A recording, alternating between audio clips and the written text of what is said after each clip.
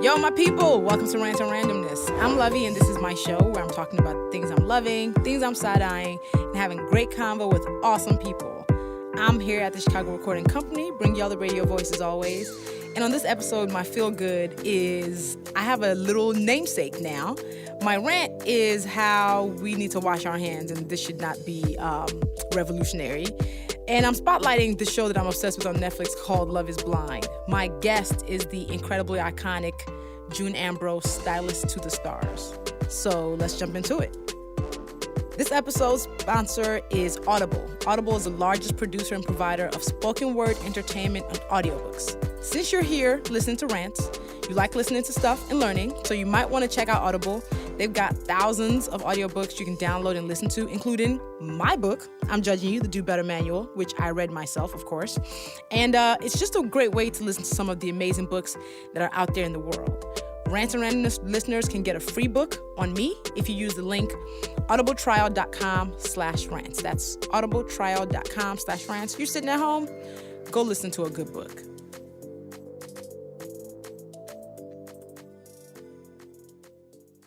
My feel good is if you follow me on Instagram, which you should, I'm at Luvvie there. You should see that I recently learned about a little girl named Liberty Grace Luvvie, who was named after me. I received a message from her mom who said that she follows me, she's inspired by my work, and she decided to name her daughter me. Well, give her daughter my name as her middle name, but her name is spelled Luvvi. They left out the V and the E, which is cool.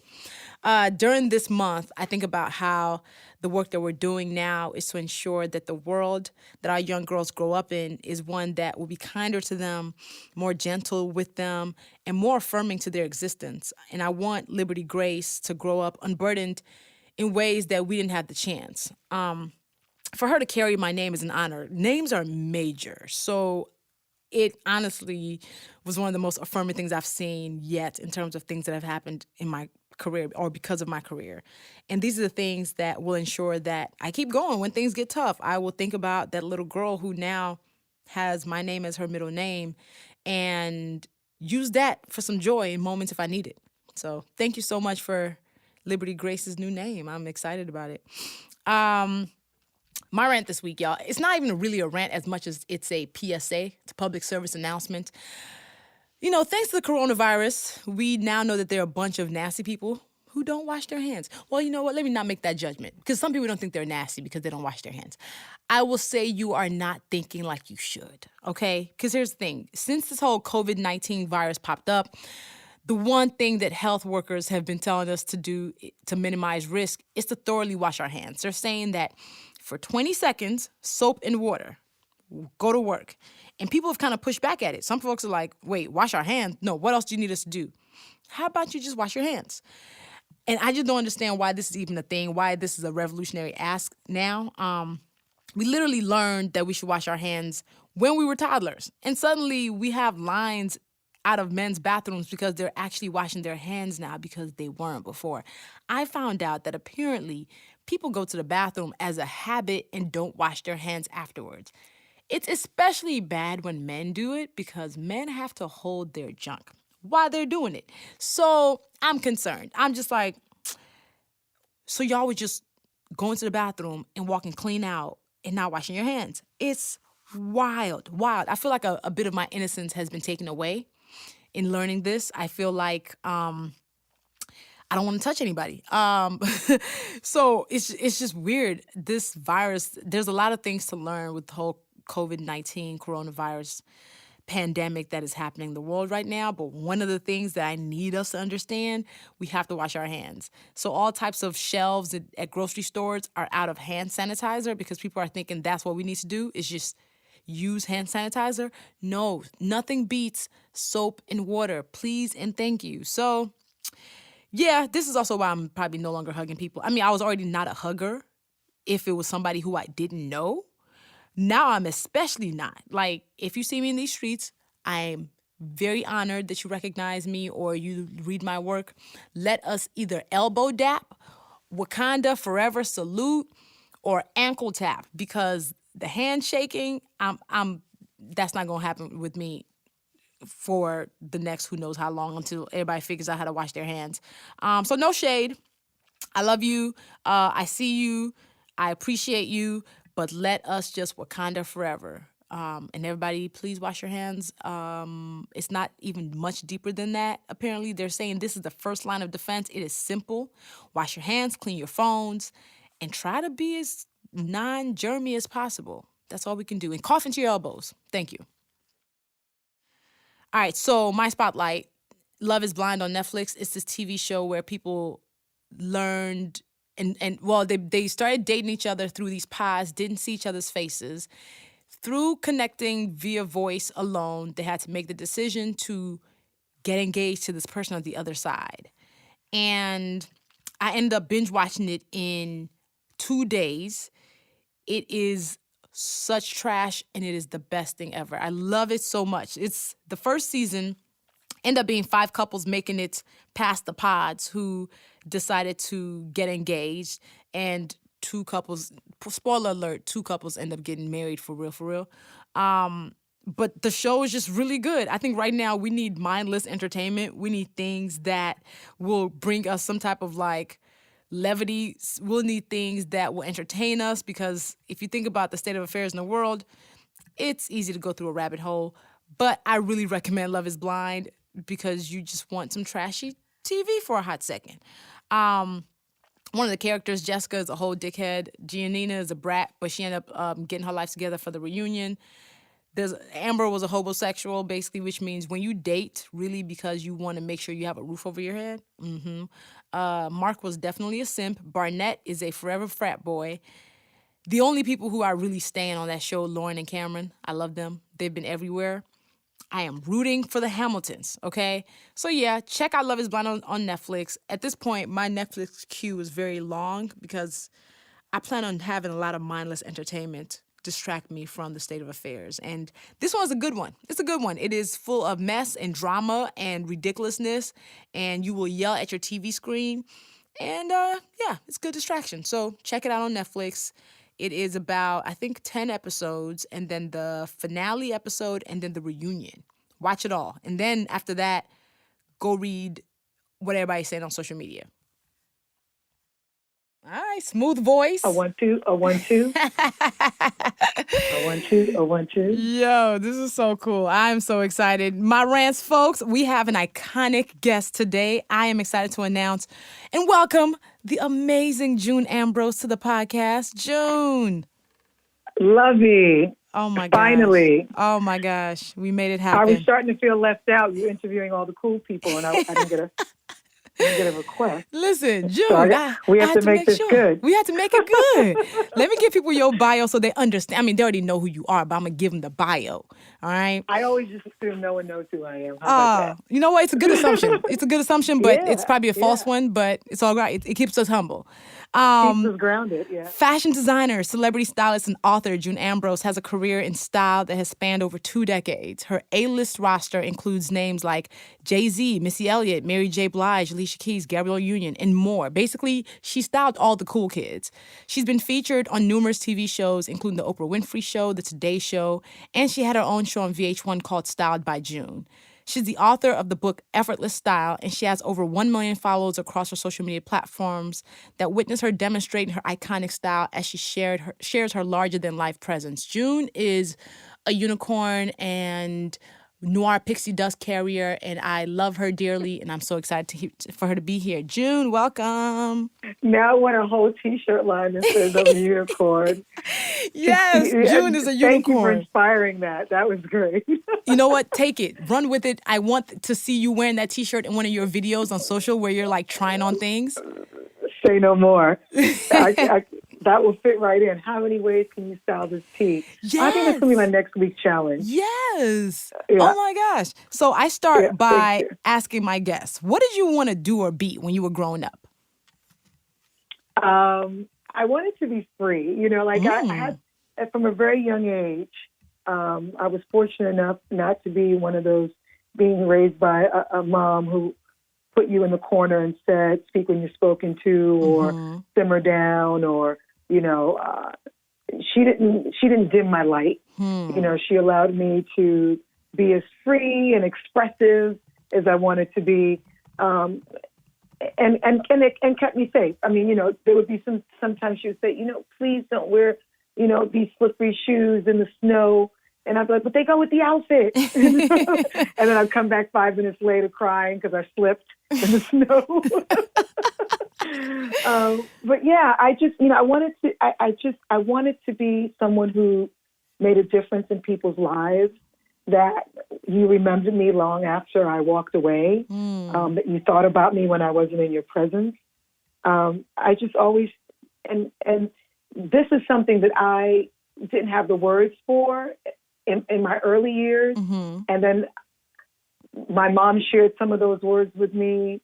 Close people that loved me shared those words with me. And then I also discovered what it is that was my superpower. And I was able to put words to that. And I can only, there's one word that really kind of describes it all, and it's just freedom. Freedom. So how was 7-year-old June? What was she like?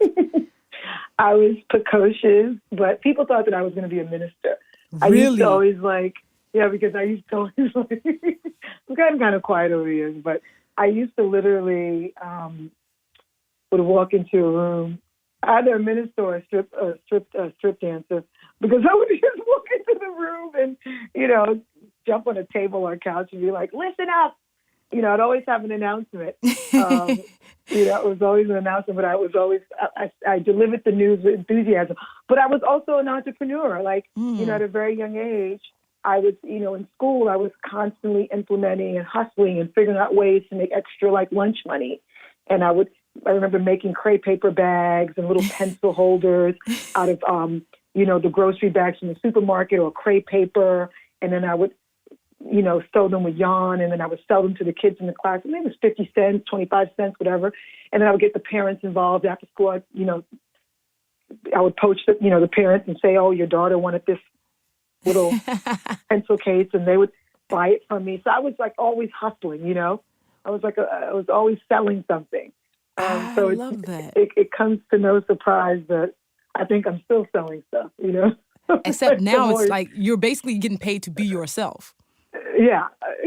Well, I'm selling ideas constantly, So in high school and elementary school, you were doing this.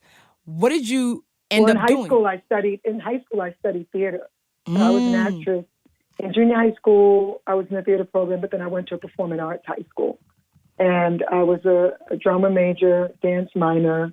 So I came up in the arts. And when I didn't get the role in the theatrical role that I wanted in the piece and different semesters, I would then take on the costume designer's role. So it kind of showed me two aspects of character developing.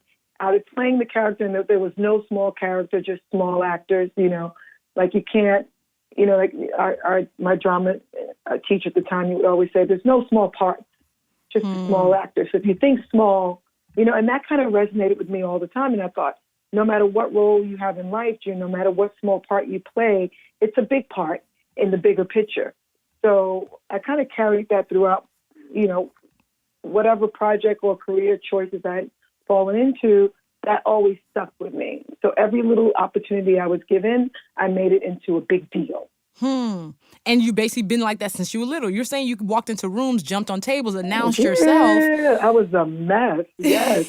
I didn't let the room consume me. I consumed the room. And that was, it's also like a really great way of avoiding, I think, anxiety that some people may have. They come into a room with this expectation of it making them feel good. But I like to walk into a room and be the feel good, so that no matter what's going on in it, it doesn't necessarily change me. And it's really hard to go through life that way because life changes you. Right. And, it's not a perfect life, but it's like it was a coping life.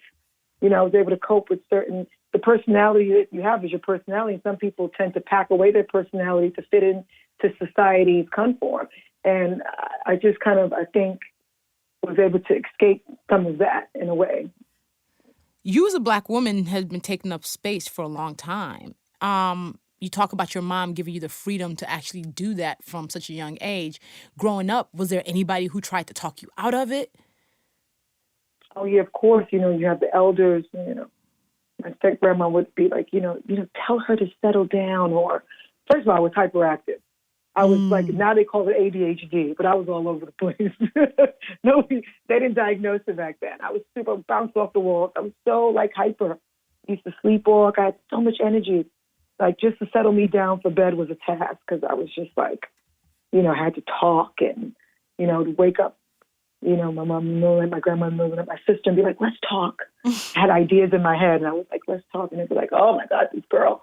Yeah, so, and then, and as an adult, people would tell you, wait your turn, or, it's just not your time, or you're not the type for this, or, and they'll try to talk you out of, maybe you need to change this and try this if you want this. And, it's easy to be convinced by that because you're seeing everyone else get an opportunity in certain things. And you're like, well, maybe it's something I'm doing wrong. And it takes so much out of you to kind of turn the page and stop letting that particular story being written. That takes a lot. But I've had to do it many times. And sometimes I've fallen victim to maybe, you need to be something else for this. It doesn't last very long because I really enjoy being me. And I really realize as I try to like convert over to what could potentially be what they're looking for, that it's just me being an actress and role playing and not necessarily, and then when the scene is over, I'm like, oh, I'm just going to go back to being June because I like her way better. I couldn't imagine you not being this person because your career has been so big because you are so big. But what people don't realize is you started in finance. Yeah. The most gray, navy blue, black suit industry possible. Yeah. And now you are the June Ambrose. Yeah, but it framed me and it really prepared me for my entrepreneurial journey, for this journey that I'm still on, and going out and really kind of saying, I'm going to build a business and create and write my own ticket, in this world that I wanted to be so much part of. And if I didn't have that corporate experience, I think, that foundation, I wouldn't have known that I needed like a 401k. I wouldn't have known that I needed a business manager. I wouldn't have known that I needed insurance, that I needed to put away money for retirement. All these kind of little nuances that, creatives don't necessarily, because we're unicorns, right? We're fairies. We're like, we're happy, sprinkling happy dust everywhere. But I think that the corporate experience really kind of showed me a couple of things. That I'm not a corporate girl, but I am a CEO. And I've created that kind of things that I've taken from the corporate experience and brought it into a world where you think there's not supposed to necessarily be any business and structure. Because when people think about fashion, they think, oh, they just talk about clothes and put this together, or what should I wear? Or, when you meet people, they're like, oh, tell me, what should I wear? Oh my God, how do I look?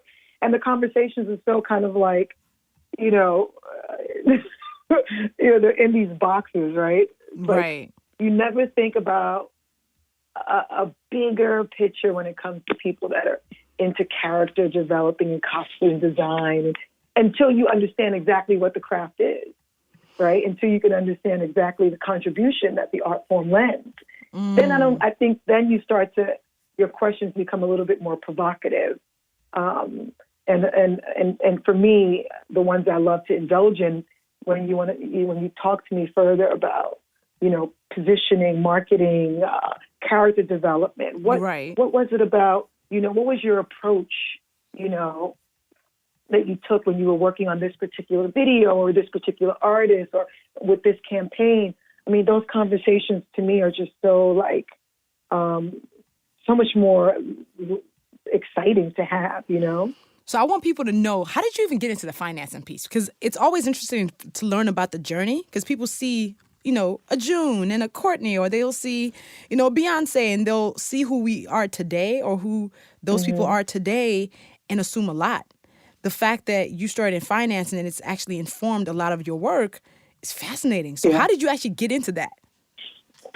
So when I was in high school, because I joined the program directly after high school, I had applied for college, but I didn't necessarily end up in furthering my education. I actually furthered my education on the job and decided, and even though finance wasn't someplace I wanted to go into, I was taking, classes on the outside, like acting classes, like classes that made sense in different areas. And then I had this corporate job during the day, and I was studying theater at night. Wow. So, I was the school president, and I was very close with my principal, and they had these great programs with these corporate companies, and they needed someone in the research department at this firm called S.G. Warburg. And he set me up for the interview, and I went in. They loved me, and I spent about 2 years there, understanding. Like at this time, all the research information wasn't on the computers yet. Now you can Google everything. It was before Google. Right. So right. All the guys, the brokers would come and all the information they would need, and I was like a librarian in a sense, and we were inputting and formatting certain things into the system, but they could come to us if they needed research, analytic research and information. They would come to my department, and it was just I would come in like plaid skirts and combat boots. I would get pulled for my dress code all the time. I grew so depressed because it was just not fun. And then also I was doing like off-Broadway shows at night. I was exhausted. I was falling asleep in bathroom stalls. But the money was great. The experience, the relationship, the knowledge was priceless. When I left the company, I had a nice portfolio. I had a beautiful insurance package that I still I held on to when I started freelancing, and nice. It really set me up. It really, really set me up. And when I started my own, firm in 1997, it was a creative service agency. Because at the time, I left there to take an internship at a record company, and I've told this story many, many times, right? And people hear the story and they think, oh, okay, she left, she did an internship at a record company, and then everything happened. Mm-hmm. And it's not. And the climate was so different. When I came to the music industry with this concept of costume designer, like this Edith Head, like the woman from The Incredibles with these, building superhero ideas. It was at a time when, there weren't stylists. There were rock bands, there were hip hop groups, there were alternative music. They were dressing themselves, kind of like what it is now. Yeah. A lot of these urban artists are they're really kind of falling in love with fashion, and that you see them out in the stores and they're shopping and blah, blah, blah. And it's kind of like, they didn't necessarily have anyone to really kind of bring that concept to fruition back then. So Puffy was working at the record label, and he was just becoming an A&R, and I was in the right place at the right time, but I carpe diem the moment, I had to seize it. And I was like, give me, I raised my hand, I helped him write his first little bio. I was listening all the time. I was in everybody's little business trying to figure out what was going on and how can I create an opportunity for myself. And that's what I always tell people. Don't worry about what I did 20-something years ago. Think about what the climate is now, how you can create an opportunity, carve out your lane, tell your story, make yourself uniquely as a creative individual as you can, so that you're desirable and that you're creating and building a legacy for yourself. And it seems like such a daunting feat, but if you don't think about and I know it's hard to say, don't think about the money, think about the art, think about, just be as creatively free as you can. And when all that magic starts happening, then you'll start to really kind of form your business. But initially, if you're looking for these jobs to pay the bills, you're so stressed out, you can't even be creative. Facts. It's kind of like the chicken before the egg. Yeah. But, listen, I was also extremely fortunate that I took an internship and I had money, right? Because I was coming from a job 2 years. I was stacking money. I had a portfolio. I had something for a rainy day. I wasn't living above my means, Right. So I could do certain things. And listen, the internship was very short-lived. It wasn't like I spent a year interning. It was a couple months, and I had to figure it out quickly, and I was off to the running, And I worked with Billy Woodruff on my first music video, and I remember, I remember being underprepared, and I remember after that knowing that I was never going to do that again. So there's so much that you can learn from others, so much you can learn from life, so much you can learn from experiences, but you also have to be willing to be a sponge, and you also have to be willing to take the utmost risk when it comes to, taking leaps of faith. Because what I did was truly a leap of faith. I could have stayed in a very comfortable place, right? And lived out the rest of my days. I mean, the world would have missed out on a lot of magic had you stayed in that office. Oh my God, I would have missed out. You would have missed out, right? But I'm over here like selfishly, like we would have missed out. Yeah. I don't know. Yeah, I don't know. I couldn't imagine that. Man, that's wild. A lot of us are in careers now that 20, 30 years ago, unheard of, did not exist. The life that we live, undesigned. Mm-hmm. Yours is truly one because you're one of the first really big name stylists. Usually stylists unseen, unheard. Nobody knows who's doing the stuff. We just see this work on the artist. You're one of the big I never names. Thought about it like that. Yeah, you actually made No, this it's really, it really gives me butterflies because, when I'm out and, the stylists that are doing so well now, they're so gracious.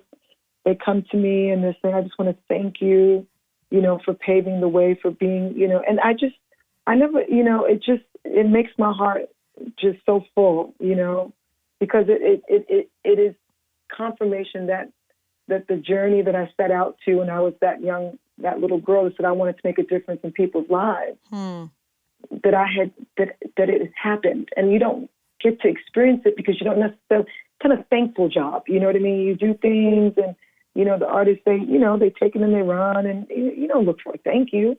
You do the work, they very quite, you don't really get it quite often. And then when you do, it's just when you get it from your peers or you get it from people that, that are coming after you, it's just, for me, it makes me feel so loved and it's just so relevant. And I think that is a beautiful word, relevancy. Relevant. And to be able to stay relevant over 20-something years is God's greatest gift. I think one of the things that you do well is you evolve. If anybody's been following you for a long time, we just see that you're not one of the people who just like, oh my God, what's social media? I'm not going to do that. I'm just going to do my work. You've been in this career for a long time. How do you continue to learn? How do you continue to grow in your craft? Yeah. Well, I think that evolution is super, super important. I mean, even like me, like personally, like style-wise, if you, like I look back, like I just posted a video the other day from 10 years ago. And I'm like, oh my God, I was out shopping and pulling stuff at these design houses out on 6-inch heels. I was dressed like Elsa Clinch. It was like Santa Ross. And then I looked at myself now and I'm like, you would think that I would have matured. And then actually, because I don't think we grow old. I think we grow young. And now you see, I'm like in my sneakers. Yes. I'm like in baggy clothes. I'm like, I've kind of evolved back to that.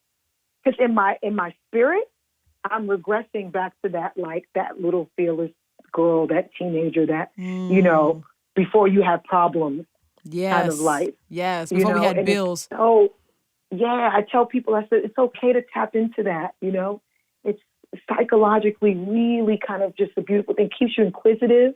I'm always asking questions. I'm always challenging myself. I'm always putting myself in environments that I've never been before that make me uncomfortable. I think these things are so, so important to evolving, to staying fresh, and I'm not afraid of not being the popular girl, at the moment. You know what I mean? I'm not afraid of, cheering others on, because people think if they do that, then they're no longer relevant or, I've passed the crown. I haven't passed any crown. Nope. I haven't passed the torch. I haven't passed any, I'm still in it. Right. I'm still, to me, that happens when I pass on to another universe.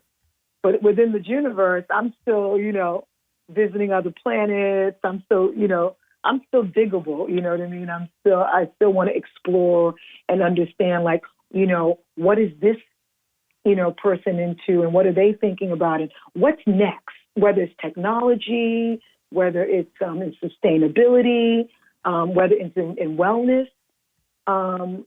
Because think about it. Things have gotten so that our life expectancy used to be when we were in our 50s, and then it went into the 70s, Yep. 60s, and 70s, and now people are living to 105. Yep. So I'm just like, what is it that I can do to kind of maintain a good quality of life so that I can still do the things that I enjoy? And that's one of the reasons why I went plant-based, because I just really didn't want to succumb to, feeling that way, or not being able to run across the street, not being able to lunge and pick up something, or put on these tight pair of pants, or just be confident in my own skin, or just be able to kind of help someone else out. That's part of kind of reinventing yourself, is also just figuring out ways of how to sustain. There is just so much joy in how you approach your work, how you approach life in general. When things get tough, when you are, in these spaces where you're still having to prove yourself, even though you've been in this industry for a long time, how do you move? How do you keep moving? How do you keep your spirits up? And how do you make sure you're like, you know what? I know I'm getting this wall, but I'm going to go through it. Yeah, that's a really, really good question, because I had just recently, like I said in the conversation, I just always assume that I'm a new kid on the block, that someone doesn't know me. I mean, it's two things. It keeps you humble, but it also kind of keeps you really kind of fresh, right? So it's like, I still get butterflies when I do a job. And, because I just did the Justin Timberlake SZA video, Patrol, and I had never worked with SZA before, you know what I mean? And I had to go in with the expertise and the knowledge, but also like with some humility, because it could have gone which way, you know what I mean? And I had to go in with, some grace, and I wanted her to feel safe, and I wanted Justin to know I had it covered, and I was going to try to give them what they needed. And, but I think it's just that. It's just the feeling. It's that butterfly. Like I want to always have butterflies, Like I always want to feel like I'm as good as my last contribution. Like there's someone out there that's better than me. You tell your kids you have to work just as hard or even harder. Right. And I still put that on myself, and there's been heartache, there's been conflict, but you have to figure out resolution. You have to figure out a way to protect yourself. What does that show look like? How do you not show fear? And, you and it has to happen quickly, because sometimes you're faced with it in it's like a flip of the switch, One thing could be going really good in a fitting. Next thing you know, everything just, it's a shit show. But I'm not a reactive person. Yeah. I tend to kind of like, I like to stay calm in the midst of chaos. Right. And I like to think things through before I react, because, that's one, how I was raised. And two, it's just, I just have so much empathy for someone who is confused or in pain or angry, and they're having a difficult time in an experience. I have such empathy for them, and I know that it's not about me, right? So if I go into a situation not thinking that it's about me, then I'm able to kind of resolve it a little bit better with a clear mind, to have some empathy and be able to give them space if they need it to kind of go through the emotion, and not try to like fix it immediately, or not try to like, calm them. Because sometimes people need to be outraged, they need to cry. Yeah. And it's like grief, you know what I mean? It's like you have to go through these phases in life in order to feel alive. You have to feel pain. I had to learn that, I it became such a reality to me 2 years ago when I lost my mom, what Yes. that feeling was like, because I didn't know that feeling. You know, it's the greatest loss in one's life, you know, to lose a parent. So, you know, it really kind of, I always had that philosophy, but it kind of allowed me to reintroduce myself to all those core beliefs. You know, and sometimes you feel so helpless, and you start to question why things happen to you or why you're not getting something that you want right away. And it's the process. You know, no matter what you believe in, whether you're God-fearing, Allah, whatever you're, you know, to the Most High, whoever you look to for that strength, whoever your God is, you know, I think it's really important that you have these moments of reflection and giving that compliment to the power that you know is not yours in that moment of need. Because you always look and say, God, give me, we grab ourselves and say, please, give me strength. Give me, you're reaching out to something that you know that you don't have in that moment. So you have to be vulnerable. You have to render yourself. You have to let it go. You have to breathe, and you just have to take your time. Take your time with the emotion and feel it. I remember around the time when your mother passed, because I remember calling you. What did grief teach you? That's a good question. It taught me that it was okay not to be happy all the time, because that was an unnatural experience for me. Because when you're a happy child, like some people are just really blessed with this joy, this light, and you take it for granted. And you don't realize that there's so many people that are suffering that can't necessarily feel that way.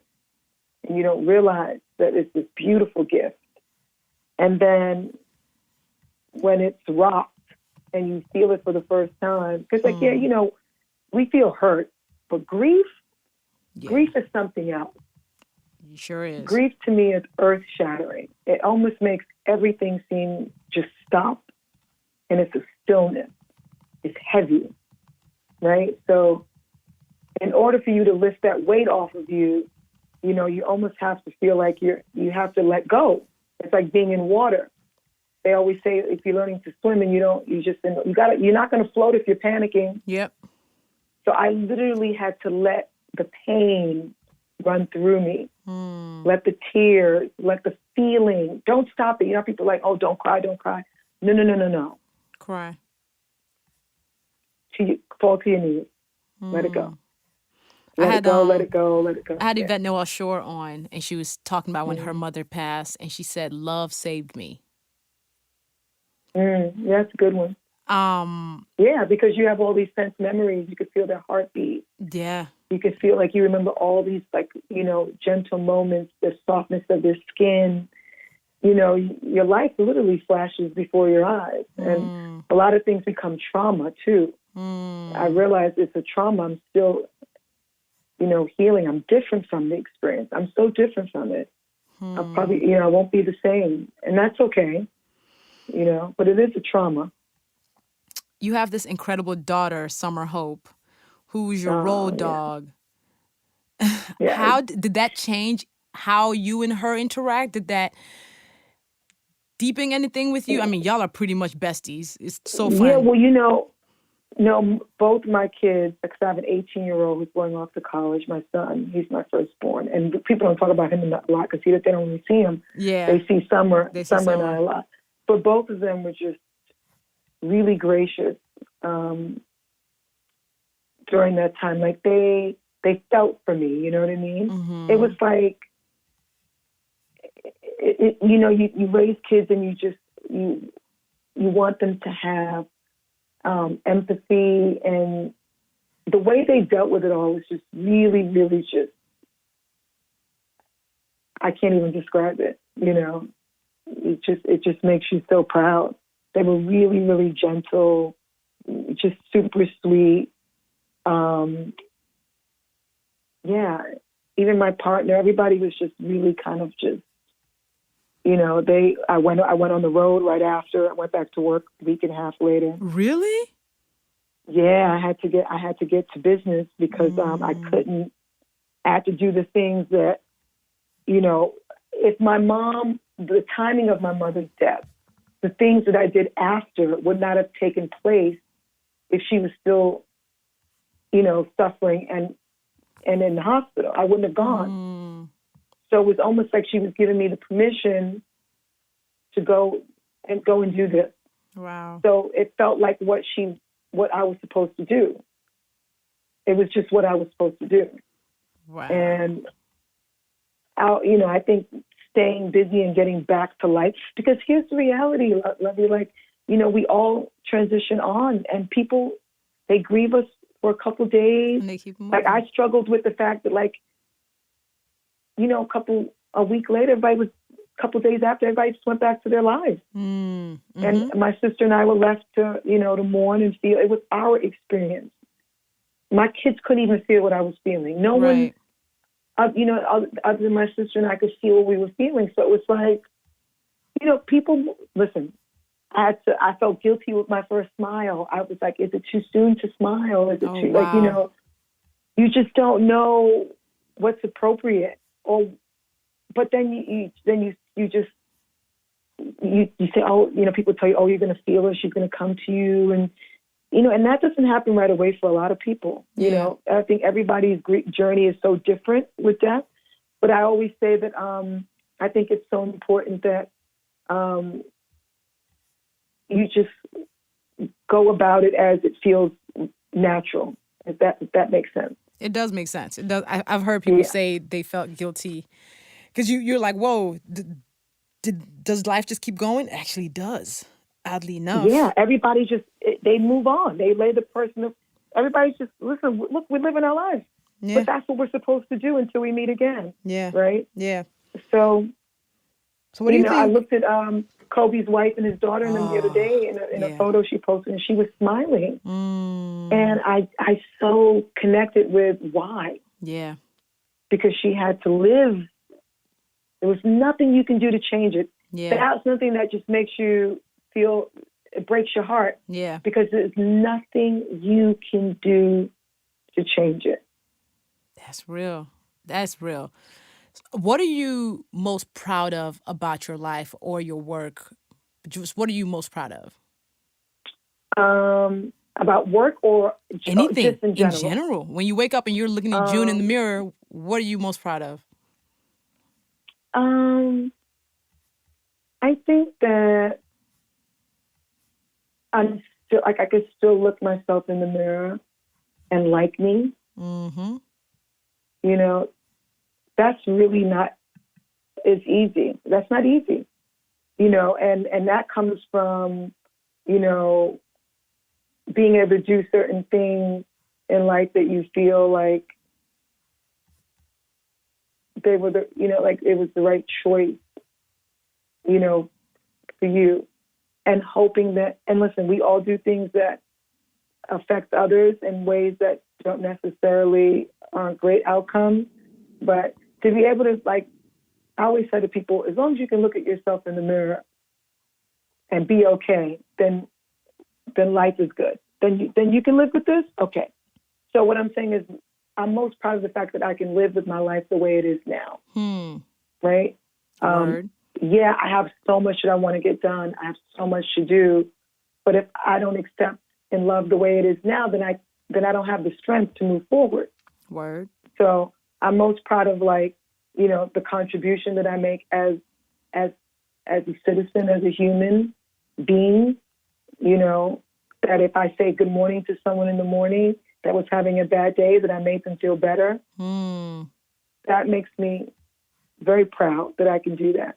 And when I meet people that are like, oh my God, you got me through such a difficult time, you don't even realize, that makes me proud that I shifted the culture and changed the narrative of what people looked at as they look at, kids growing up in inner city. I'm most proud that I grew up in a single parent home in a one-bedroom tenement, and I made it out. So I'm proud of that. I'm proud that I have the voice to tell other young people that that they are gifted and worthy, and that superpower, it exists. They have to find it, dig deep, you know what I mean? And don't be afraid to do it on your own, because I think constantly we're always searching for somebody to help us. Right. And then we get angry and we're like, no one's helping me. And it's like, there's so much access out there right now, and there's so many ways to get to people. Just be aggressive, Yes. And don't give up. You dressed a generation, June. Do you realize that? Like you dressed a generation. I basically got into my own rabbit hole, and I was just thinking about the impact of stylists. And I feel like people don't really understand the impact of stylists in culture. Stylists who dress our favorite artists and actors and creatives, and they end up dictating what we're now thinking is cool, what we think is right? What we want to wear on our favorite days. What are we wearing to prom? What are we wearing to this special event? You've been in this industry for over 20 years. You've basically dressed 2 generations. Do you ever stop and ponder how big that is, or do you just keep it moving?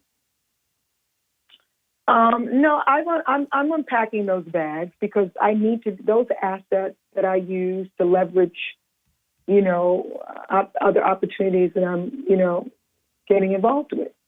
These are things that I have to say, hey, listen, I forecasted this. I was involved with this. These are just these are receipts. Yeah, right? you got laminated receipts. Right. Thank you. So these are receipts that I then share with potential partners that I want to be in business with. That I say, this is why you should be in business with me, because I was involved in this, or I shifted this, or I changed the narrative here, or I understood this. Culturally, I protected the integrity of this culture and beyond. We influenced this culture because, we were not afraid to take ownership of that and call it out. And I blew the whistle on this and said, no, we own this. Creative license, you quite often, people don't feel like they need to, they don't need to pay for our creative license. Yeah, but you have to sometimes, because we have ownership over that. I love if you copyright something and, you have creative license to this intellectual property that you're building, that we're speaking on right now. Right? I dare you to come and start something else that sounds exactly like it with the same name. I'm going to call you out. Yes. So, I think it's just we're in that time where we have to have these really provocative adult conversations. And like Rihanna said, you want to go to dinner with us, you want to hang out with us, but pull up. Yes. So I'm using all of those things. Like, I serve on the board of the Fresh Air Fund, and it's an organization that's been sending inner city kids in the tri-state area on all the 5 boroughs to summer camp. We opened Camp Junior last year in upstate New York, and this is all privately funded. We've been around for over 150-something years, wow, 53 years, and it's like, we're getting kids out of the inner city for 2 weeks, and we're letting them feel the fresh air. Jay-Z was a Fresh Air Fund kid. Puffy was a Fresh Air Fund kid. Michelle Obama was a Fresh Air Fund counselor. Wow. We have some really great alumni to be able to serve on the board. Being a Bronx-raised kid, being a West Indian immigrant, came to this country, raised in the Bronx, understanding how important getting outside of your environment is, how life-shifting it is, and being able to pay that forward. I'm also proud of that. Wow. Being able to look back and say, I gave other aspiring young stylists an opportunity to work underneath me and grow and introduce them to certain, contacts and connections, and now they have great careers of their own. I'm really proud of that. Yes. Being able to raise two incredible young adults, now teenagers, and, a 16-year, soon to be 16, and the 18-year-old, that are really just great humans. Yeah. I'm doing the work. The work is not done, and I enjoy it. It's like my favorite. It's the best job in life, I think. But there's so much to be done. I got, this.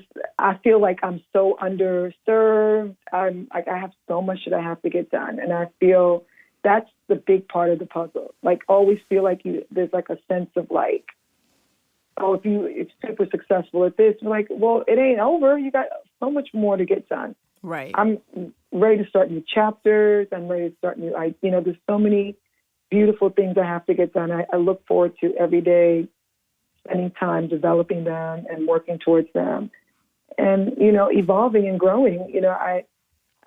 I've got my master's in styling and costume design. Come on, drop these credentials. So on I them. feel like, okay, now what? Now what's next, June? You're not going to be 70 years old just doing that. You can't.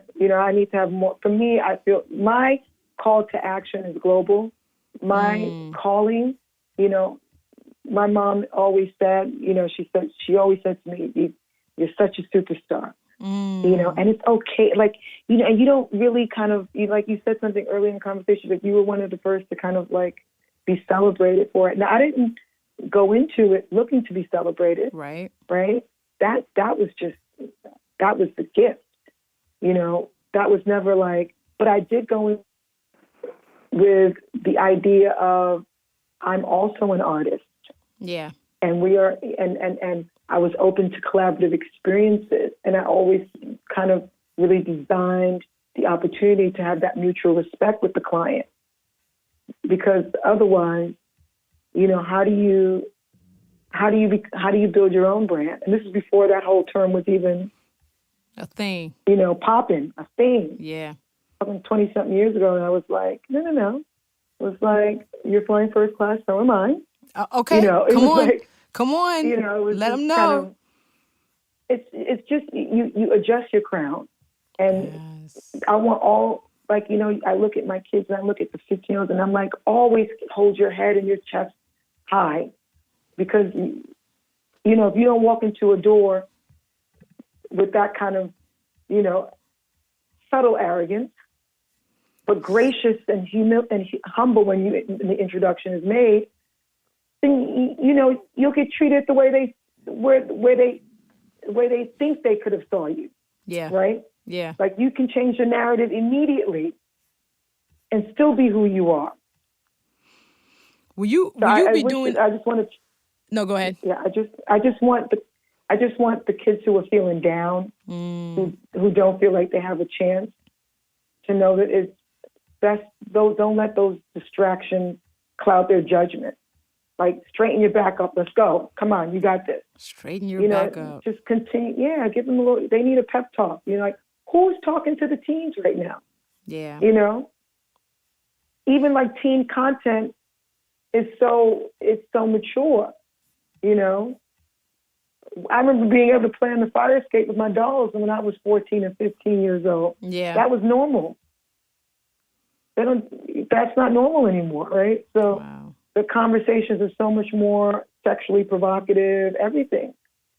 If a young girl could feel really sexy and cool in a baggy pair of pants, then that's the revolution. Go figure.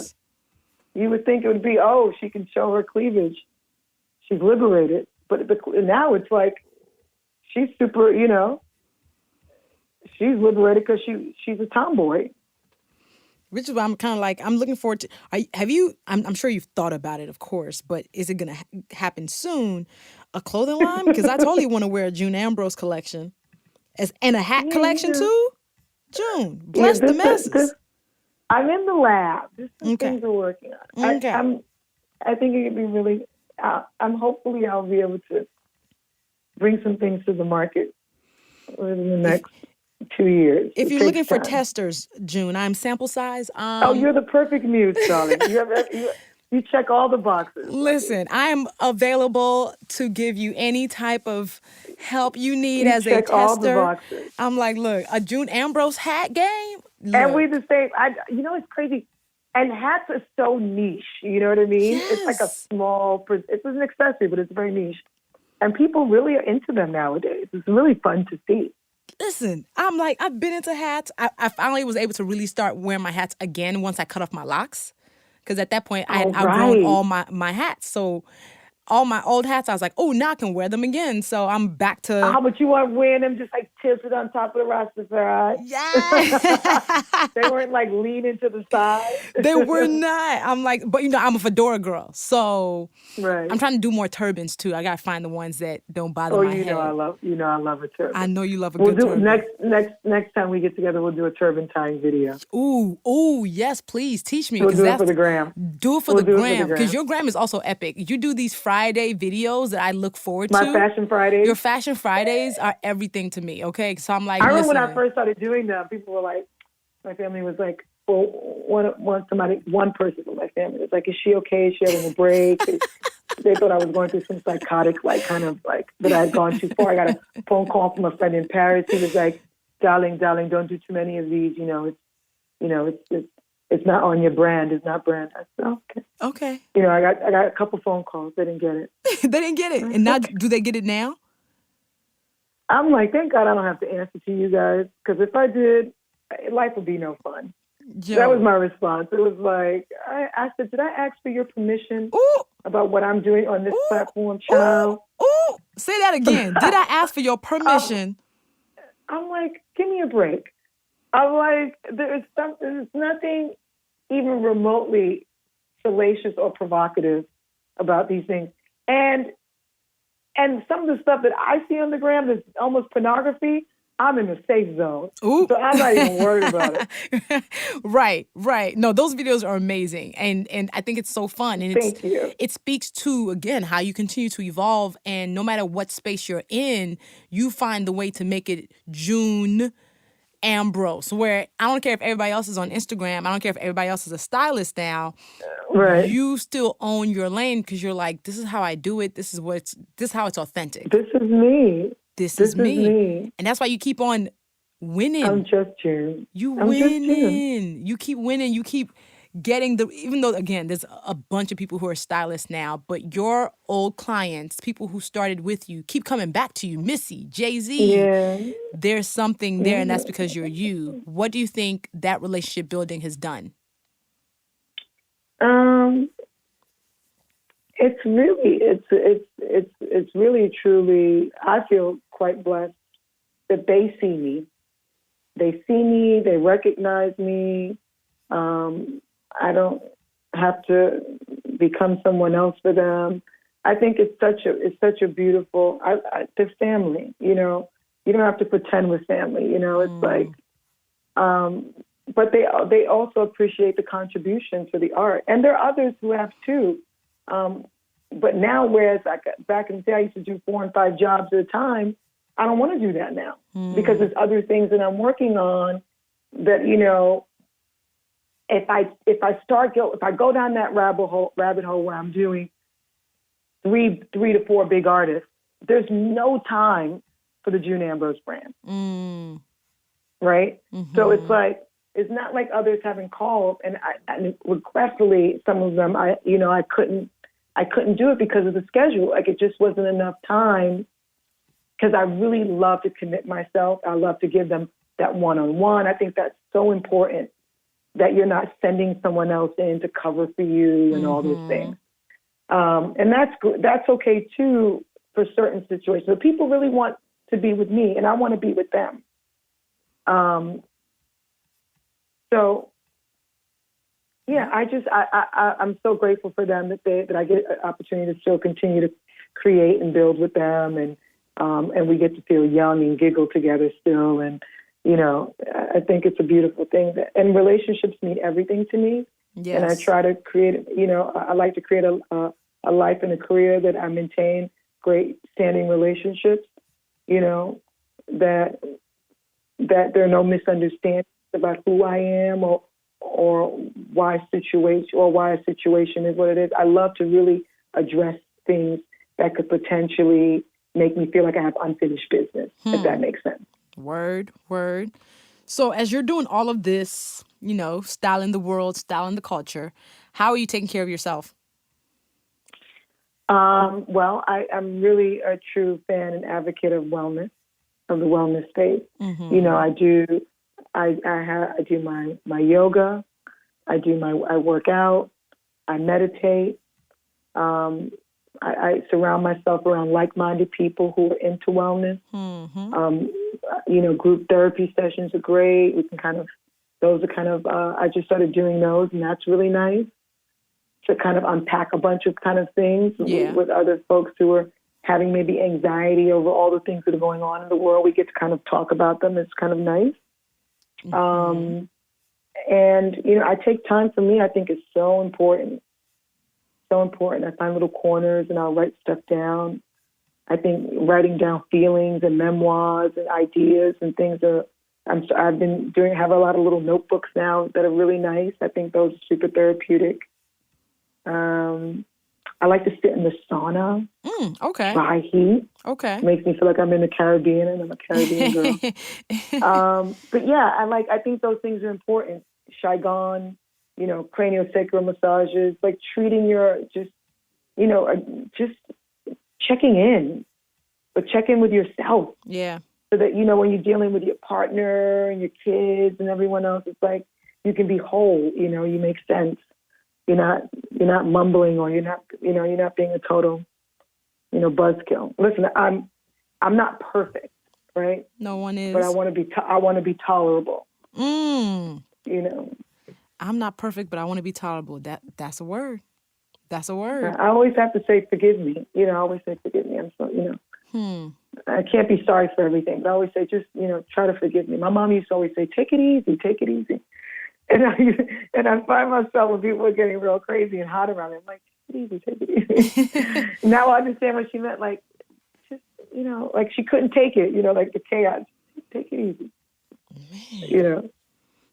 That's amazing. You are such a light when you walk in a room, such a joy. I always love seeing you. You give the best hugs. Oh, and you're a good hugger too, Luvvie.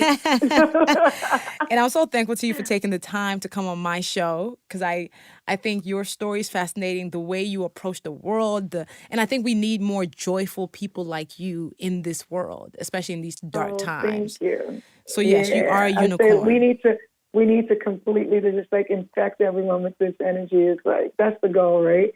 That like we turn those, like the best curve on your body becomes your smile, you know, and we just turn everything upside down, because there's a lot of frowns, and, you know, I think we can do it, you know.